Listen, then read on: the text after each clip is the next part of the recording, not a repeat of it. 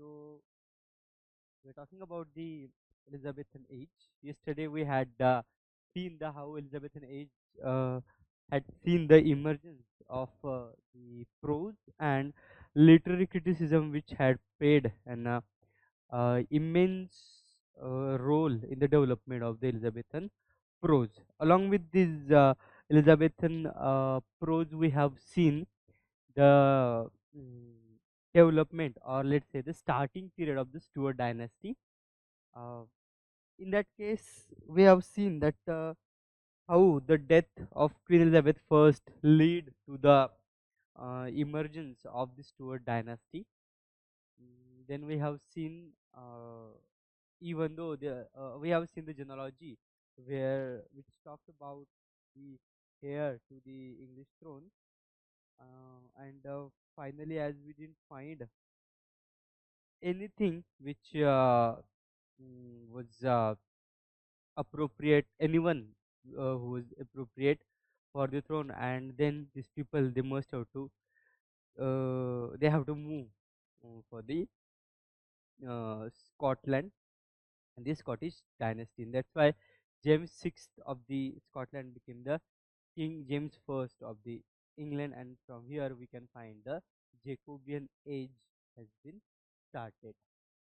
So as we move forward and see, uh, we know that Queen Elizabeth, Queen Elizabeth, she died virgin, so she doesn't have any uh, heir who succeeds the throne, and then there is a tug of war happen. But finally, uh, James VI of the Scotland became the King James first of the England, and these things made a too much changes in political scenario also of the age. So when you talk about the advantages of the King James first, we can find that the English throne had got a proven monarch.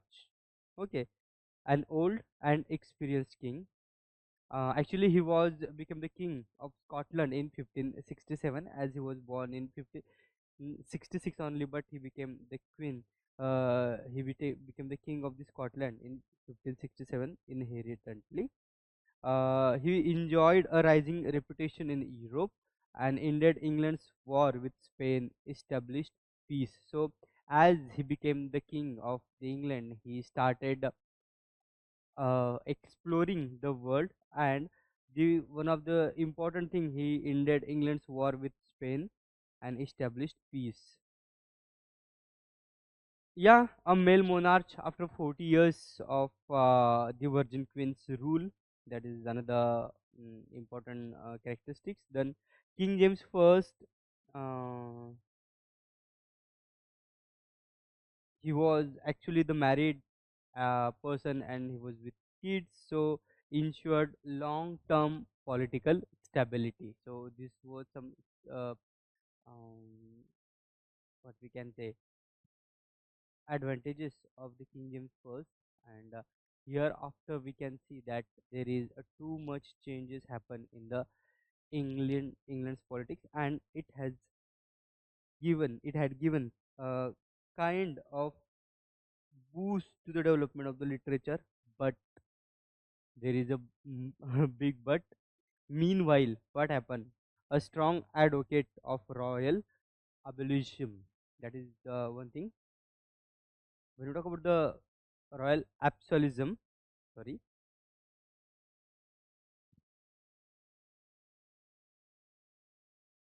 he was the one who is in a favor.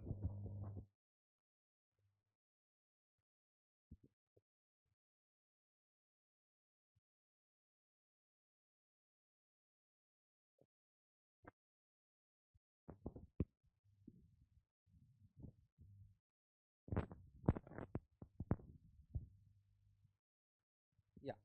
So, uh, even though King James first come to the throne and he had started doing noble works, he was a good patron of the literature. There were several things which he had done, which had changed. the parliamentary system of the England. So we can find that he had too much conflicts with an increasingly self-assertive parliament. Here, increasingly self-assertive parliament. This is very important stuff. Yeah, the first thing which we have to talk about, that is he dissolved.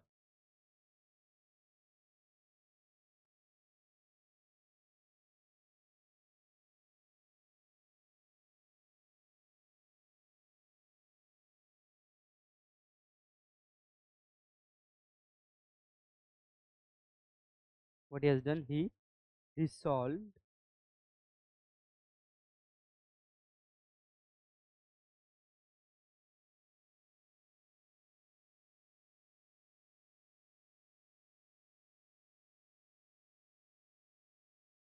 This was the first conflict. This was his first conflict with the parliament.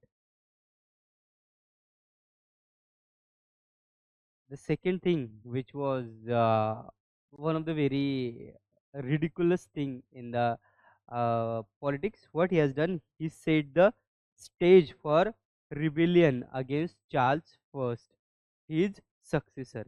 You might have heard about the gunpowder plot. Okay, so this is the story of his rebellion against Charles First, who was his successor. He styled himself king of Great Britain. He styled himself as a king of Great Britain.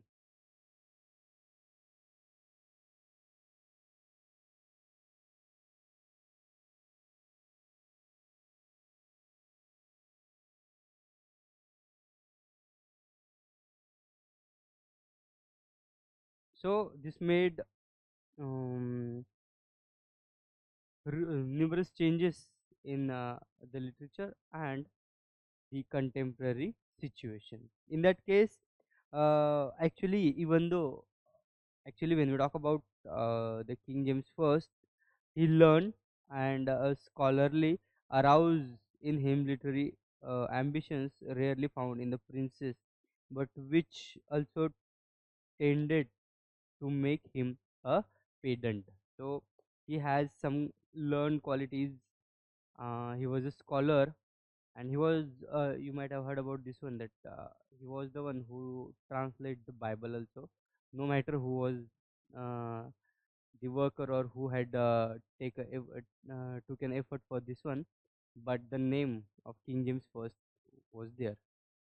So we can see that it was the starting period of the Jacobean age.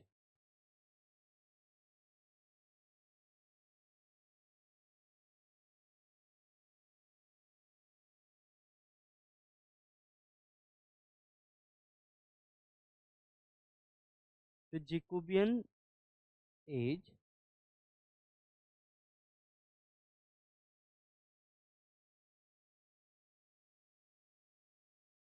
the Jacobean age, that is nothing but the reign of King James First, James VI of the Scotland, and the time frame is from 1566 to 1625. But when you talk about the Jacobean age, specifically, it's considered as the 1603 to 1625.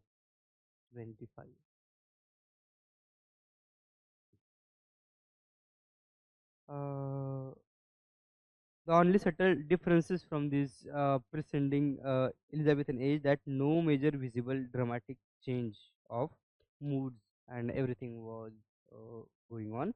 When you talk about this continuation of the English Renaissance, that was the another important thing which were associated with the Jacobean age. Union of the crowns, that is very important thing we must have to mention over here.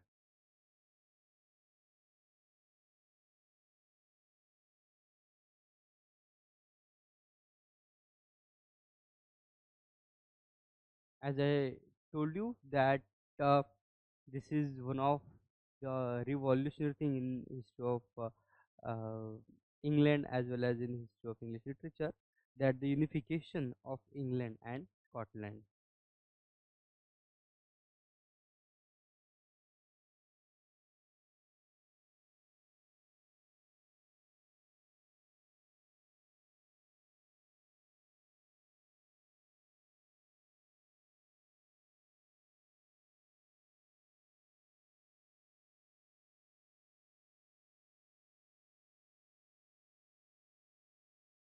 So because of this, we can find that the conflict between the Scottish and English identity has abolished, and it has played a very important role in the development of the further period.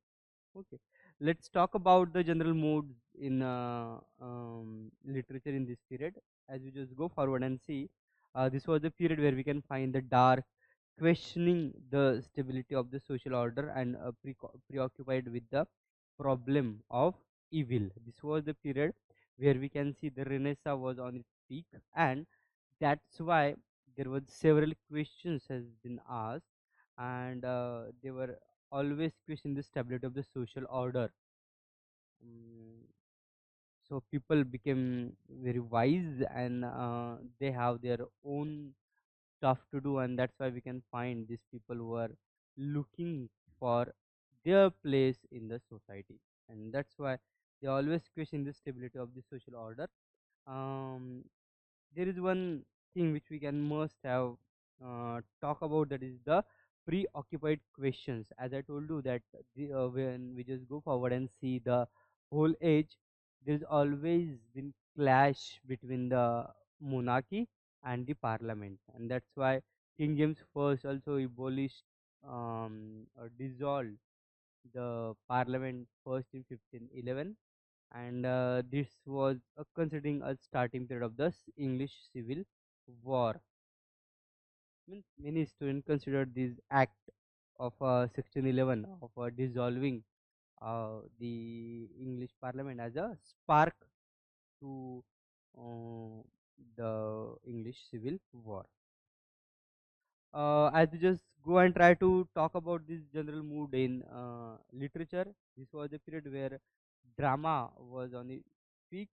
Revenge tragedy, comedy, poetry, and prose was getting entertained by the audience, and specifically drama has its place in the society, and the other forms was struggling to get into it, but still they managed to find their own path in the dominance of the drama.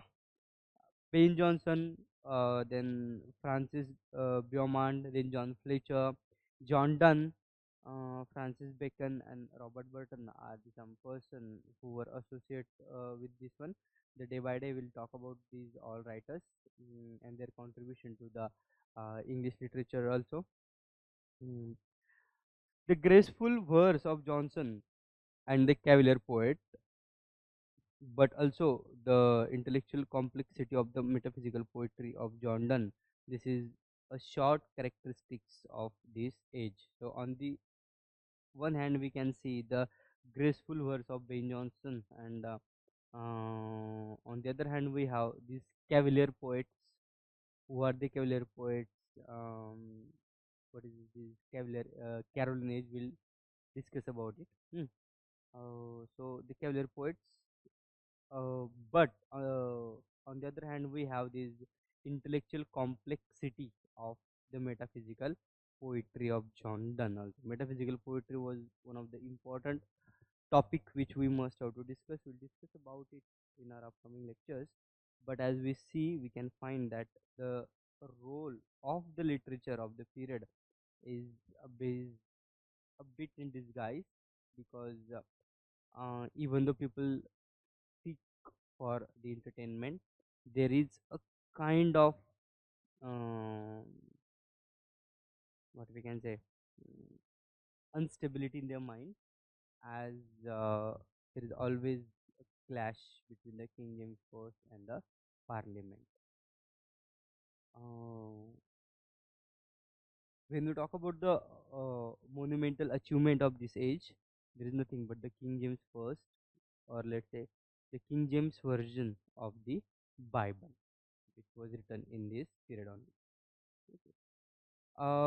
The next thing I would like to discuss with you, that is the literary forms which were associated with this age. That is first one, theaters. When you talk about the theaters of the age, they all were the imitators of Shakespeare. Comedies and masks on its peak. theaters closed down during the Puritan Revolution. That was the another period in section 42, but yeah, we'll come to it later. Then sonnets was again one of the major area to discuss about. But this was the age where we can find that sonnets goes out of fashion. Okay.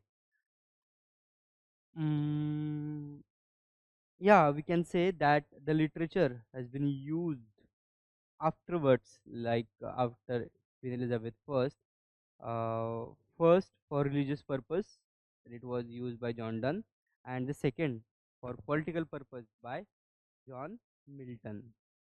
So poetry became um, a weapon in this period to express the thoughts, whether they were associated with the politics or the religion. So John Donne, when he has written the metaphysical poetry and his contribution, we can see that is he was the one who just talked about his divine faith or kind of religious stuff in it. On the other hand, when you talk about the poetry which was emerged after the restoration or in the period of the civil war or Puritan revolution, that was mostly in no, mostly political in nature, as we can see the John Milton's purpose which was served.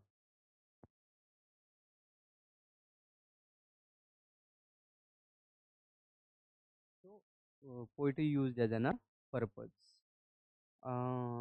This was the period where we can find that some new forms of the literature were getting used, uh, and most of them they practiced a lot. Some of them are the heroic couplets, then verse satires, essays, and biographies. Verse satire, essays, and biographies was started writing in this period, so it has a different connotation in the Jacobean age, and this was some literary forms which we had we're going to discuss. Hope you're just getting my point. Any questions? Any questions regarding this?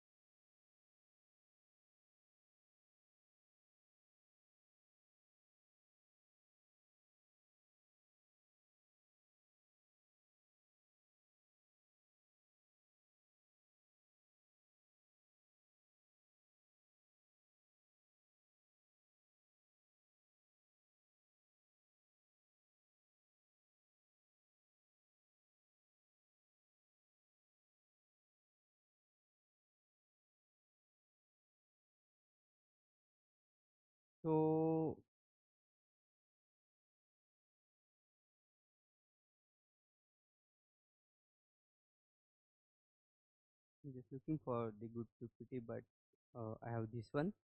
So let's talk about the Jacobean and Caroline period, that is 1603 to 1648. So I already have told that is from 1603 to 1625 we have Jacobean age, and from 1625 to 1642 this is considered as an Caroline period. I think that we can go with hand in hand with these two periods.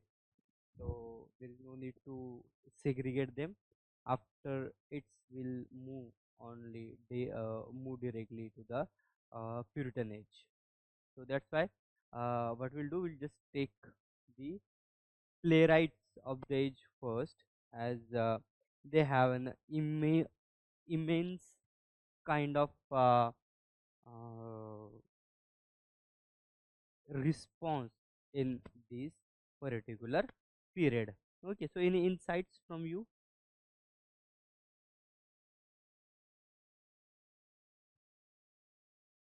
So do you know any writers after the William Shakespeare?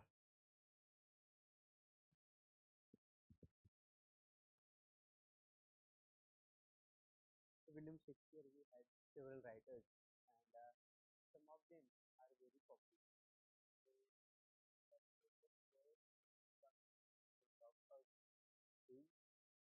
James Johnson. So this is nothing but the third era of the drama. Like we had talked about the division of the drama. First one is the drama before Shakespeare, then Shakespearean drama, that is drama with Shakespeare, and the third one is drama after Shakespeare. So Ben Jonson and several people like John Fletcher, Bjorn Fletcher, they were add in this third category, that is the drama after the.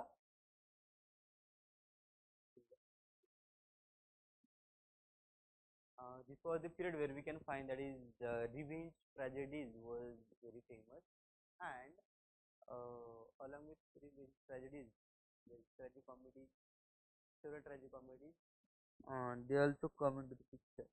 This was the period where we can find the flourishment of the theatre was on its peak, as William Shakespeare has given a kind of zenith to the mm, English drama in this period. These people tried to give a justice to the English drama, but some of them they got success, and some of them they just tried well. So in that case, I would like to introduce you the first person of the today's lecture. That is Jacobean age English drama, uh, Benjamin Johnson. That is Ben John. So 11th June 1672 to 16th August 1637. This was his time frame. He was almost contemporary to William Shakespeare. Was an English playwright and poet. Johnson's artistry exerted a lasting influence upon English poetry and stage comedy. He popularized the comedy of humor, as I told you. That comedy of humor is newly arrived genre in this age. He is best known for his several satirical plays. Every Man in His Humor, Walpole or the Fox, The Alchemist, and the Bartholomew Fair, and for his lyric and uh, poetry, he was very famous in that particular period. Most of the time, we have a question on Walpole, The Alchemist, and Bartholomew Fair. We always have a question on Ben Jonson, whether on his criticism or in his drama. But yes, we can't omit it. We have to go with hand in hand. We have to study Ben Jonson for his artistic expertise, for his lyrics and epigrammatic poetry. He is generally regarded as the second most important English dramatist after William Shakespeare during the reign of King James I. So, Ben Jonson was person of words, and when you just see his comedy of humor, everyone in his humor, everyone out of his humor, that uh, discuss the literature in a different way. It talks about the vices and virtues simultaneously of the common person, and that's why you can find the comedy happens through humor in this particular time. Primarily known for his comedy of humor and lyrical quality, but he was the one who introduced comedy of humor to the English literature. In that case, even thing you must have an idea that he was uh, classically educated, well-read and cultured man of the English Renaissance with an appetite for controversy, personal and political, artistic and intellectual. He has quarrels with his contemporaries, and he always um, in the front row for uh, making the argument. So that's why Johnson was even though he was a classically educated, well-read and cultured man of the English Renaissance, with an appetite for this controversy, personal and political, artistic and intellectual stuff. That is the something we have to keep into the mind. These are his work. Just have a look on it, and then we'll discuss.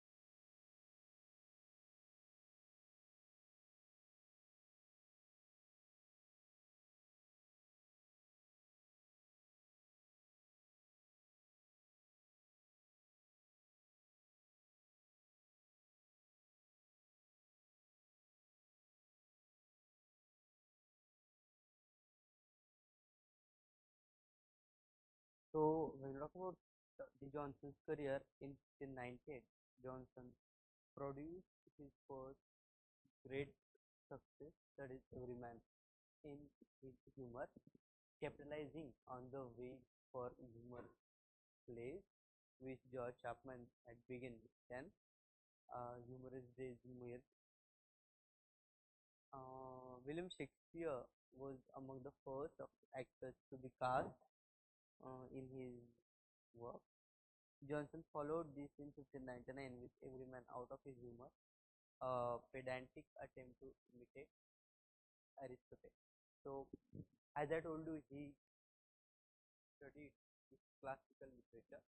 He had a kind of lineage for the classical works, and that's why in 1598 Johnson produced his first great success, Everyman in his humor, and Johnson followed this in 1599 with Everyman Out of His Humor, a pedantic attempt to imitate Aristophanes. There is no need to talk about the Aristophanes. I assume that you people have an idea about the who was the Aristophanes and what was his work in the literature. Then it is not known whether this was a substantive, but when published, it proved popular and went through several editions. I'm talking about the Everyman Out of His Humor. Okay. Then Catiline was another famous work by him. It was accidentally printed in 1611, which achieved limited success. Then the comedies Volpone, acted in 1605 and printed in 1607. Iphigenie, or the Silent Woman, was considered as one of his masterpieces.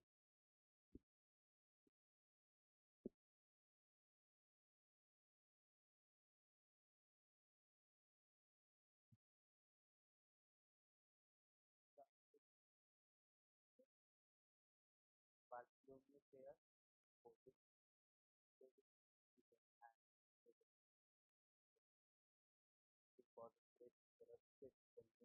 of Sejanus, Paul, written in 1603, and Catelyn, who is conspiracy in 1611, who were considered as a historical tragedy written by St. John.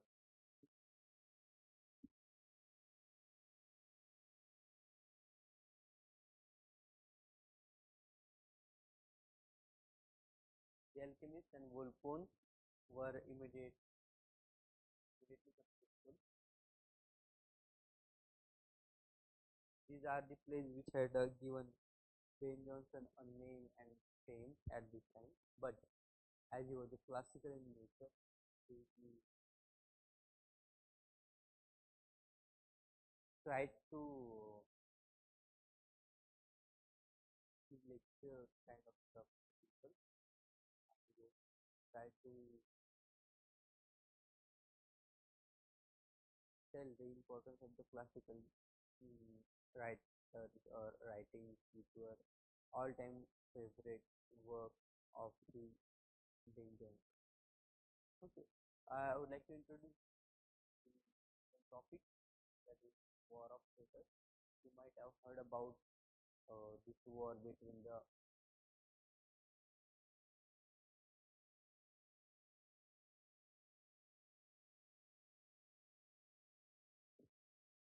it had played War of Theatres. Johnson's other work for the theatre in the last years of Elizabeth I's reign was marked by this fight and controversy. How this controversy is going on, that is the thing I would like to tell you. That is, Finchas Reveille was produced by the children of Chapel Royal at Blackfriars Theatre in 1600. As they move forward, it satirized both John Marston, who Johnson believed had huge of lustfulness in historymetrics, and Thomas Dekker. Um, Johnson attacked these two poets against in Poetister, written in 1601. Dekker responded with Satirometrics, subtitle The Untruthing of the Humorous Poet. This War of the Theatres was appears to have ended with the reconciliation of all sides. Johnson collaborated with Dekker on the Welcome James Bird to England in 1603. Masters dedicated the malcontent of to Johnson, and the two collaborated with Chapman on Eastward Ho, a 1605 play whose anti-Scottish sentiments swiftly landed both Johnson and Chapman in jail. So this is the one thing which we must have an idea, that is, in the War of Theatres there were three people involved. First one Craig Johnson, and the third one is Thomas Dicker. Okay, and when we talk about the War of Theatres, Histiomastrix, then we have Poetister and Satiromastrix are the three important works which had uh, it had to do something with each other, and it was a kind of show of their genius and how they just fought between each other to prove themselves to great writer, and that is reconciled as a war of hate. Hope you just got the point.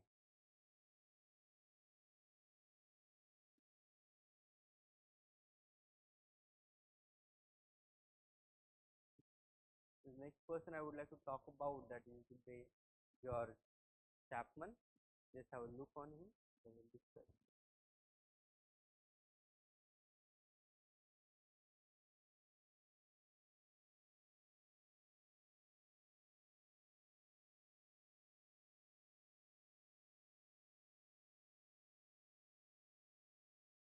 Actually, this is a kind of biography of Ben Johnson.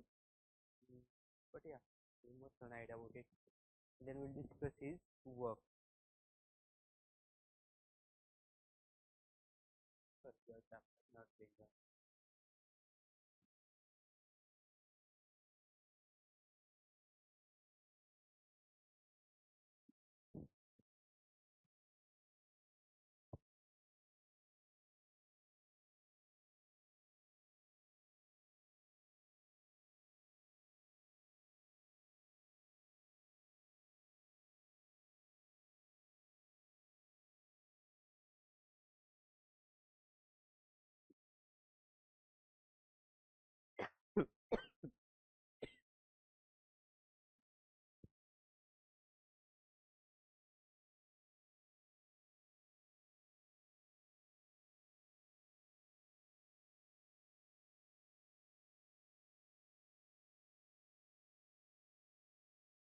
The brief introduction of George Chapman.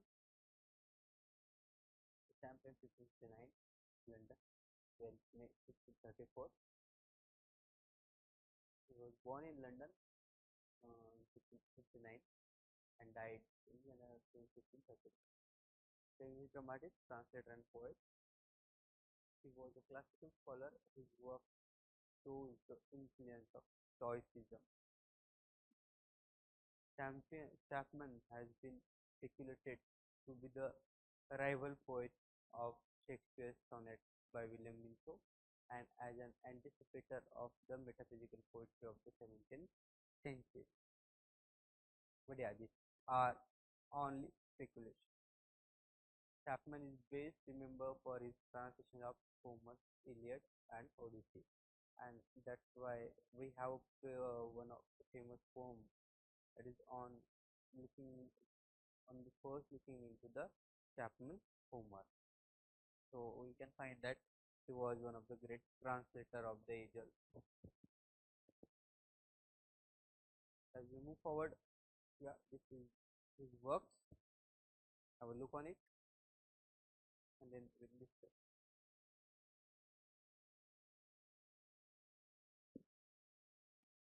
Uh, he had written too much works in his lifetime.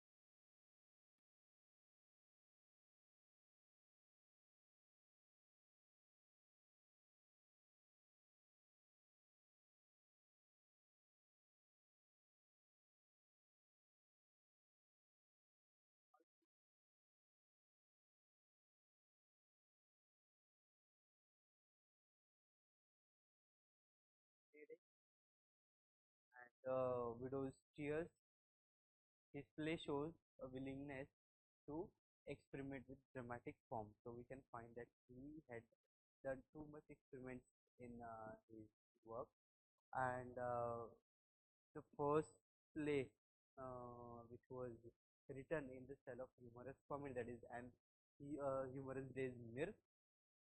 And yeah, this was a kind of experiment with his writing,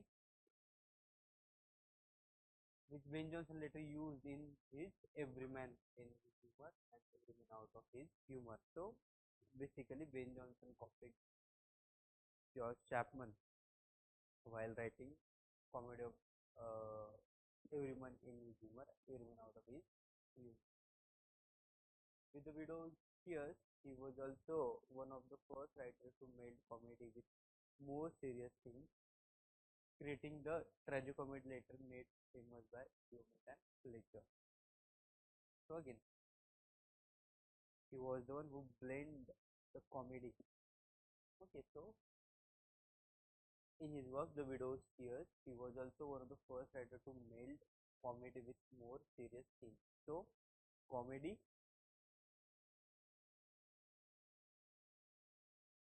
comedy plus more serious themes. It became tragic.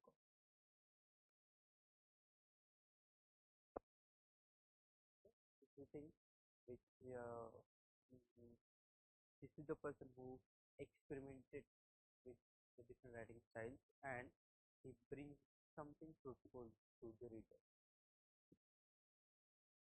Then he also wrote one noteworthy play in collaboration, Eastward Ho, written with Johnson and John Marston, contained satirical references to the Scottish courtiers who formed the retinue of the new King James I.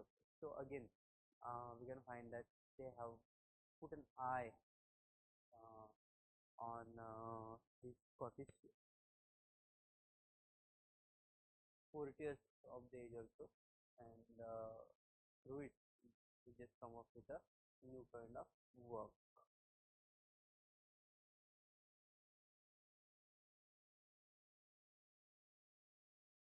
Yeah, the beast of the age.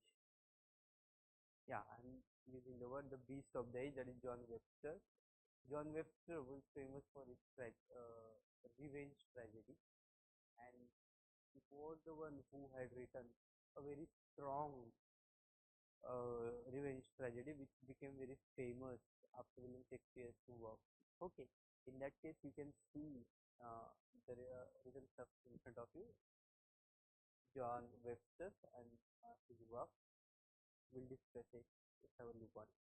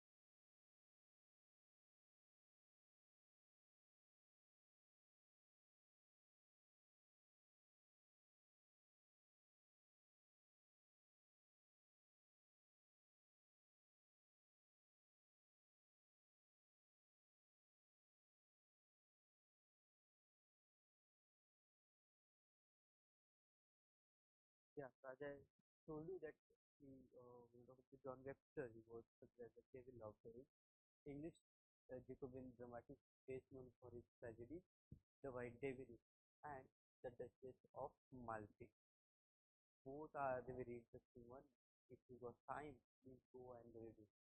The dialogue from The Duchess of Malfi, oh my god, they are truly famous one, and yes, to just uh, give you enthusiasm, the one who read it properly. Okay. So, which are often seen as masterpieces of the early 17th century English text, as I told you, often seen as masterpieces of the early 17th century English text. His life and career overlap with the Shakespeare again. He worked with Thomas Dekker again on two city comedies, Westward Go Northward Go in 1605. Also in 1604, he adapted the Malcontent for stage by the Christmas. Yeah, the Duchess of Malfi is story of honor killing that young widow fall in love with the lower class gentleman. Again, you might have heard about the honor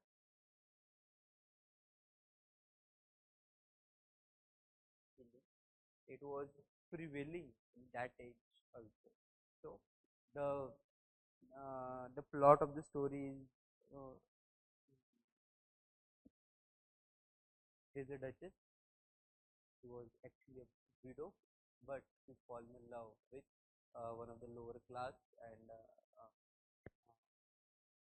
the servant called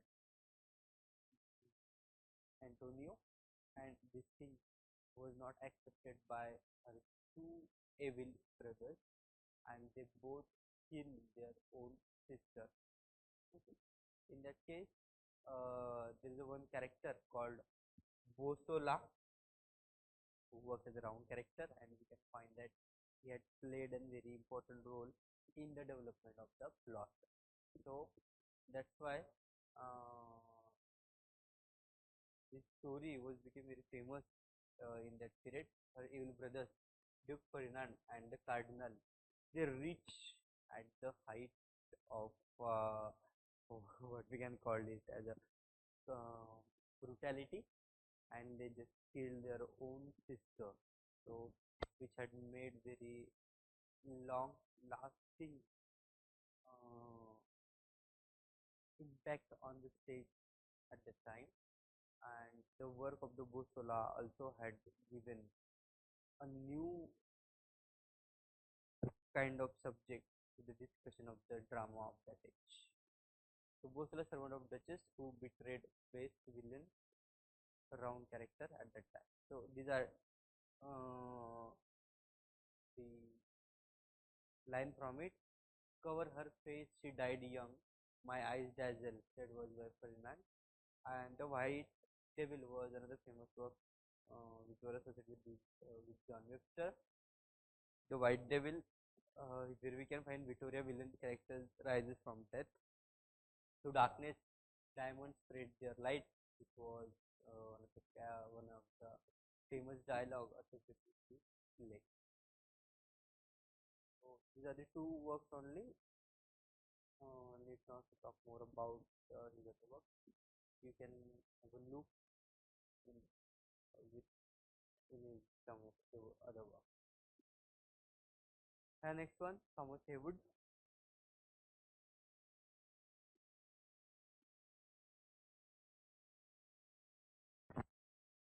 Thomas Heywood,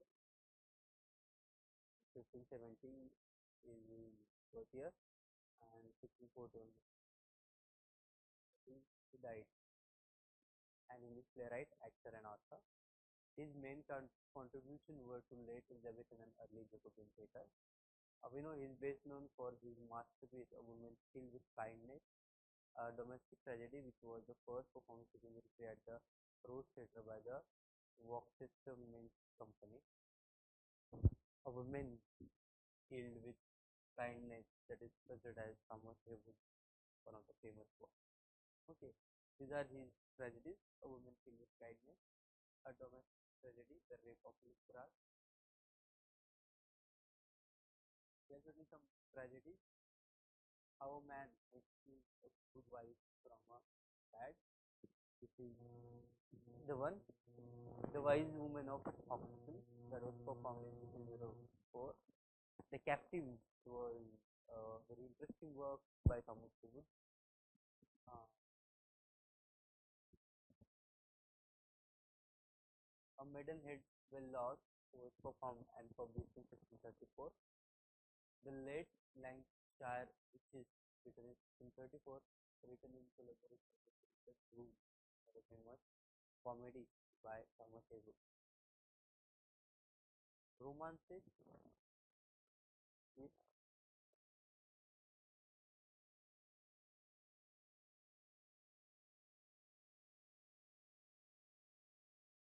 the Four Patient, the Four Apprentices of London, performed in 1692, published in 1615, a romantic drama.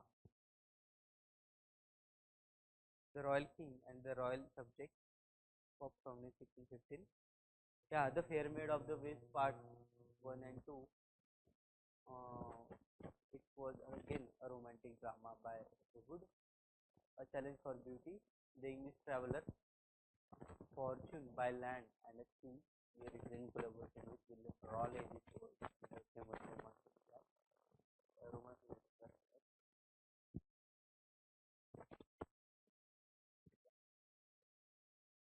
Thomas Dickens,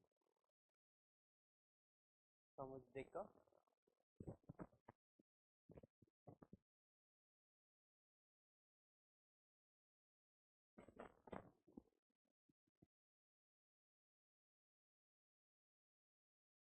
Thomas Dekker was popularly known as the Dickens of the Elizabethan stage.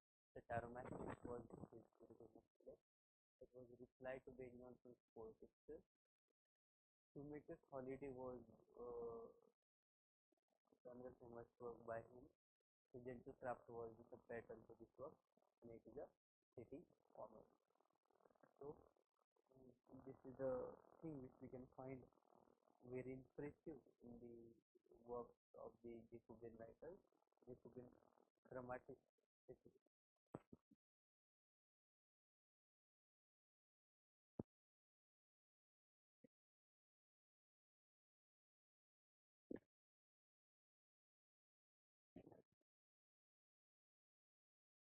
So, these are the important works which we have to look into it.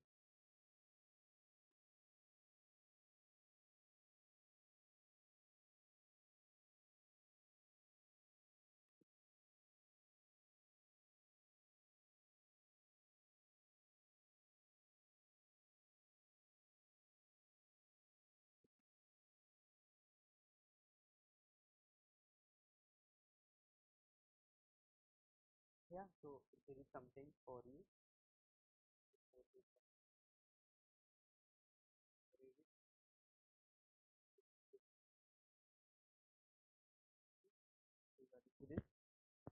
please ask me, feel free to ask.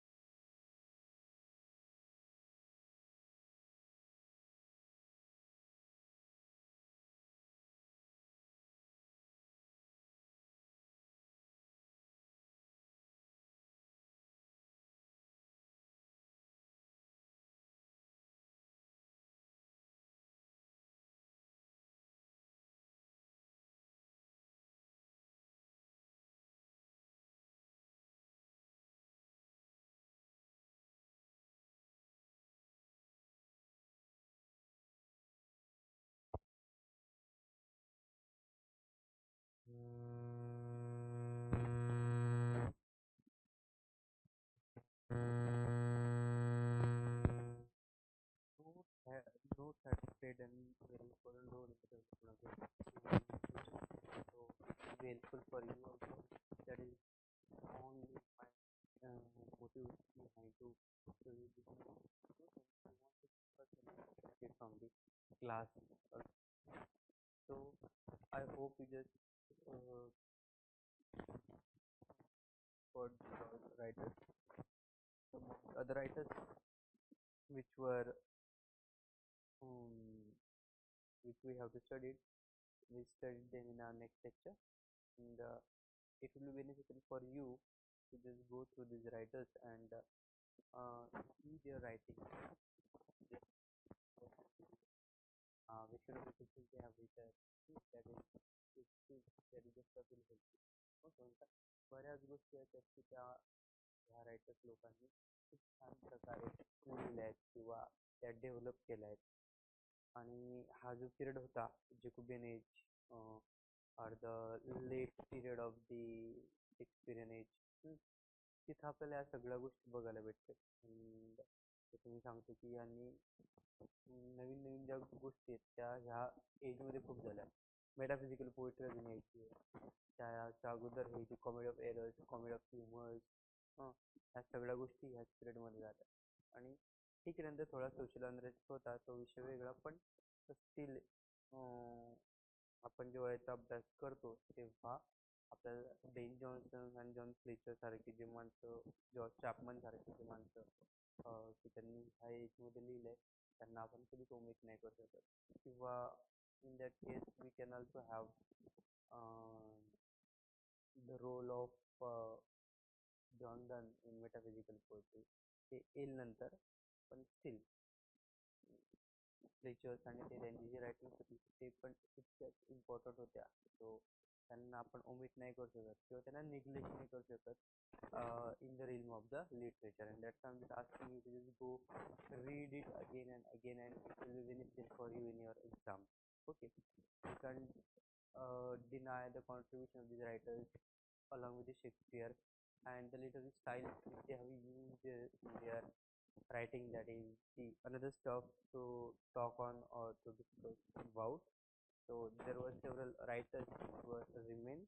We'll talk about them in our next lecture. We'll talk about their works. We can see that how they were important in the development of the Jacobean age and the following, that is the Caroline age, and how they were very to the point writers, that is general things which we'll discuss in our upcoming lecture. Hope you just got the all things. Thank you for listening. Goodbye. Good night.